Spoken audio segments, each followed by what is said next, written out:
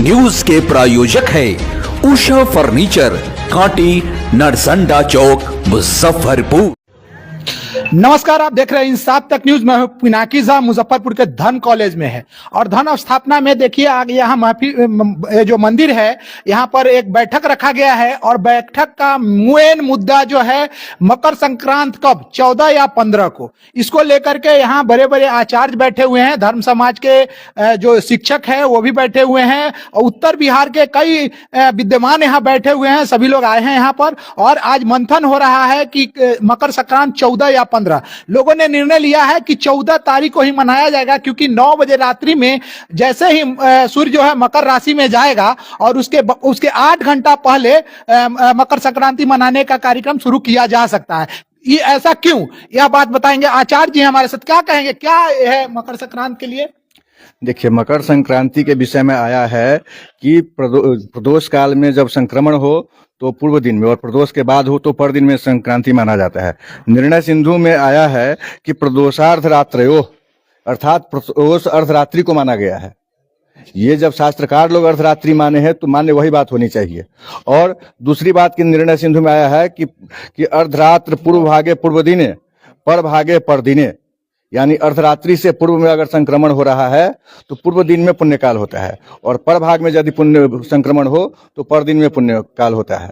संक्रांति पर दिन में होता है। इस बार 9 बजे रात्रि में संक्रमण हो रहा है, 9:09 पर, तो ये अर्धरात्रि से पूर्व में ही संक्रमण हो गया।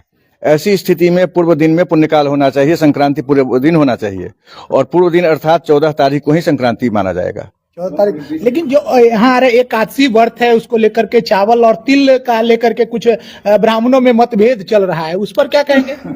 देखिए, एकादशी के दिन जो तिल और चावल की बात वो किए हैं, तो एकादशी व्रत कथा के माघ कृष्ण एकादशी को जो सठतिला एकादशी कहा जाता है, जो कि संक्रांति के दिन आ रहा है 14 तारीख को। सठतिला एकादशी है, सठतिला एकादशी है। ये बात तो वे लोग भी कहें कि सठतिला है, तो सठतिला एकादशी के कथा में देखिए, उसमें स्पष्ट लिखे हैं कि सठतिला के दिन तिल का 6 प्रकार से प्रयोग होना चाहिए। इस बात के लिए माघ कृष्ण एकादशी के श्लोक संख्या 15 से 22 तक को देखिए, स्पष्ट लिखा है कि तिल से स्नान करना, स्नान के बाद तिल का उपटन लगाना, तिल खाना, तिल जमीन में बाव करना, तिल दान करना, तिल से हवन करना और तिल से तर्पण करना। ये 6 प्रकार से तिल का प्रयोग होना चाहिए। जो व्यक्ति इस प्रकार से तिल का प्रयोग करते हैं, ये 6 प्रकार से, उनके जन्म जन्मांतर का जो पाप रहता है उसका शमन हो जाता है। इसलिए तिल का प्रयोग होना चाहिए। जो ग्रंथ नहीं देखे हैं वो नहीं समझ पाते हैं, तो उनको तिल के प्रयोग के बदले निषेध उनको समझ में आ गया है। लेकिन निषेध का कहीं भी कोई विधान नहीं है, प्रयोग का विधान है। दूसरी बात की चावल की बात जो आप कहे हैं, तो जो लोग एकादशी व्रत करते हैं उनको चावल नहीं खाने की बात है। दान का निषेध कहीं नहीं आया है। दान तो एकादशी जो व्रत करते हैं वो अभी एकादशी का उद्यापन करते हैं। तो हमारे उत्तर बिहार में एक परंपरा रहा है कि मकर संक्रांति के दिन में खिचड़ी बनाया जाता है, तो चावल में ही खिचड़ी बनेगा। हाँ, उसके लिए लोग क्या करेंगे, कैसे करेंगे? देखिए, चावल में खिचड़ी बनेगा। चावल से 3 प्रकार का निर्माण होता है। चावल से भात बनता है, चावल से खिचड़ी बनता है और चावल से खीर बनता है। इसमें निषेध आया है, चावल से भात बनाने का, खाने का निषेध है। तो जो लोग व्रत करेंगे वो भात नहीं खाएंगे, खिचड़ी नहीं खाएंगे। लेकिन दान का निषेध कहीं नहीं आया है। प्रयोग की बात है तो एकादशी के उद्यापन में चावल का दान होता है।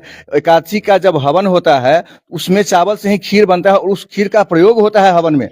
तो अगर चावल का कहीं भी प्रयोग निषेध होता तो खीर का प्रयोग वहां नहीं होना चाहिए था। लेकिन हवन में खीर का प्रयोग है, अर्थात चावल से खीर आ सकता है, केवल भात खाने में वर्जित है।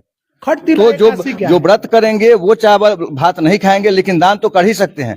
जहां तक खाने खिचड़ी की बात है, तो खिचड़ी तो गुरुवार को खाने का निषेध है, और गुरुवार 15 तारीख में आ रहा है। वैसी स्थिति में 15 तारीख का जब संक्रांति होगा तो वे लोग खिचड़ी कैसे खाएंगे, ये समस्या वहां उत्पन्न हो जाता है। 14 तारीख में तो ये समस्या है नहीं। अच्छा, ये जो खड एकादशी की जो बात आ रही है, हाँ, तो वो एकादशी और आम एकादशी में क्या फर्क होता है? देखिए, ये मकर संक्रांति के समय का एकादशी है, इसलिए इस संक्रांति में आया है कि 6 प्रकार से तिल का प्रयोग। खट का मतलब होता है 6, अच्छा, और तिला मतलब तिल, तो 6 प्रकार से तिल का प्रयोग उसमें करना चाहिए। ये एकादशी के महात्म्य में आया है। वह 6 प्रकार का है कि तिल लगा करके स्नान करें, तिल का तेल, तिल स्नान के बाद तिल का उपटन लगावें, तिल दान करें, तिल जमीन में बाव करें, तिल से तर्पण करें, तिल से हवन करें। ये 6 प्रकार से तिल का प्रयोग आपको करना चाहिए, हर आदमी को करना चाहिए। जो व्यक्ति इस प्रकार से 6 प्रकार से तिल का प्रयोग करते हैं उनके समस्त पापों का शमन हो जाता है। अच्छा, एकादशी जो बात आ रही है कि आम एकादशी और कटतिला एकादशी, उसके अलावा मकर संक्रांति पे जो हम लोग उत्तर भारत में जो एकादशी का महत्व जैसे मनाते हैं, लेकिन इस बार मतभेद क्यों? देखिए, उसका कारण वही है कि खटतिला जो है उसका अर्थ लोग नहीं समझ पाए, तो यहाँ प्रयोग है, उनको लगा कि ये निषेध है, लेकिन निषेध का कहीं भी कोई विधान नहीं है, प्रयोग का ही विधान है।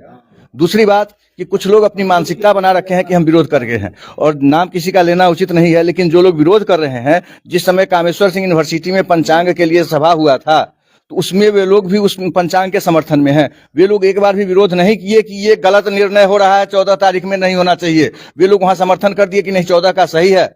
निर्णय सिंधु का क्या निर्णय है? निर्णय सिंधु का निर्णय है कि अर्धरात्रि से पूर्व में अगर संक्रमण हो तो पूर्व दिन में ही संक्रांति होगा, और अर्धरात्रि के बाद अगर संक्रमण हो तो पर दिन में संक्रांति होगा। तो इस बार पूर्व में हो रहा है, इसलिए पहले दिन ही संक्रांति। यानी पूरे उत्तर बिहार में नहीं, मतलब उत्तर भारत में हम लोग 14 तारीख को ही मकर संक्रांति 14 को ही होना चाहिए। अच्छा, हमारे